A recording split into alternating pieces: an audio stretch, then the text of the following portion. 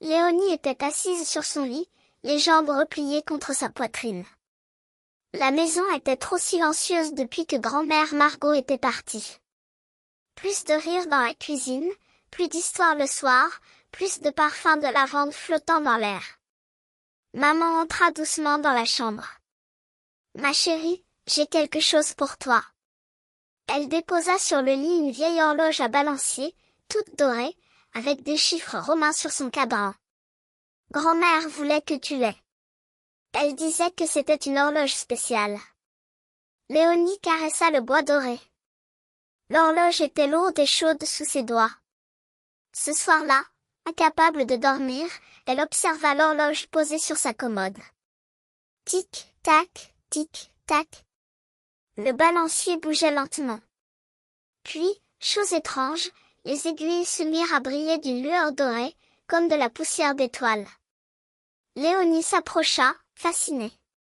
Sur un coup de tête, elle tourna délicatement les aiguilles à l'envers.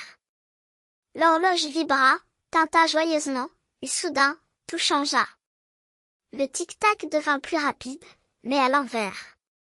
La chambre se mit à tourner doucement, comme une toupie magique. Léonie ferma les yeux, étourdie. Quand elle les rouvrit, elle était, dans la cuisine de grand-mère. Le soleil entrait par les rideaux à fleurs. Une odeur délicieuse de crêpes flottait dans l'air. Et là, devant la cuisinière, se tenait grand-mère Margot, en tablier fleuri, sa tresse grise remontée en chignon. « Ma petite Léonie !» s'exclama-t-elle en se retournant. « Quelle belle surprise! Tu arrives juste à temps pour les crêpes au sucre. » Léonie resta figée une seconde, puis elle courut dans les bras de sa grand-mère. Elle respirait son parfum familier, sentait la douceur de son pull en laine. C'était réel. C'était vraiment elle. Grand-mère, murmura-t-elle, les larmes aux yeux. Tu m'as tellement manqué. Grand-mère Margot l'étreignit tendrement. Je suis là, ma chérie. Allez, viens manger avant que ça refroidisse. Elles passèrent l'après-midi ensemble. Elles jouèrent aux cartes sur la table en bois, se promenèrent dans le jardin où les roses grimpaient le long du mur. Grand-mère raconta l'histoire du chat qui parlait en dormant, et Léonie rit comme elle n'avait pas ri depuis des semaines.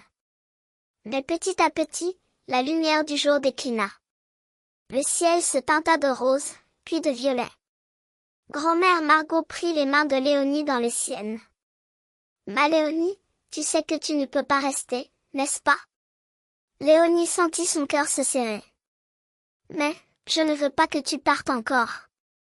Je veux rester ici, avec toi. » Grand-mère caressa sa joue avec tendresse. « Le temps avance toujours, mon trésor. C'est la règle de la vie. On ne peut pas arrêter les aiguilles d'une horloge. Mais tu sais ce qui est magique ?» Léonie secoua la tête, les yeux embués. « Les souvenirs. Tous les moments que nous avons partagés, toutes les histoires, tous les rires, ils vivent pour toujours dans ton cœur. Et quand tu fermes les yeux, je suis là.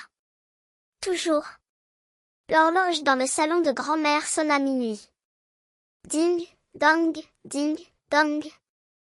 Les 12 coups résonnèrent comme une mélodie douce. Léonie se retrouva dans sa chambre, assise devant la vieille horloge dorée. Les aiguilles avaient repris leur marche normale. Tic-tac, tic-tac. Elle essuya ses larmes, mais cette fois, elle souriait. Elle caressa l'horloge avec gratitude. « Merci, grand-mère. » Désormais, Léonie comprenait. Elle n'avait plus besoin de remonter le temps. Chaque soir, avant de dormir, elle fermait les yeux et revoyait le sourire de grand-mère, sentait son parfum de lavande, entendait sa voix douce racontant des histoires. Le temps avançait, c'est vrai. Mais l'amour, lui, restait pour toujours.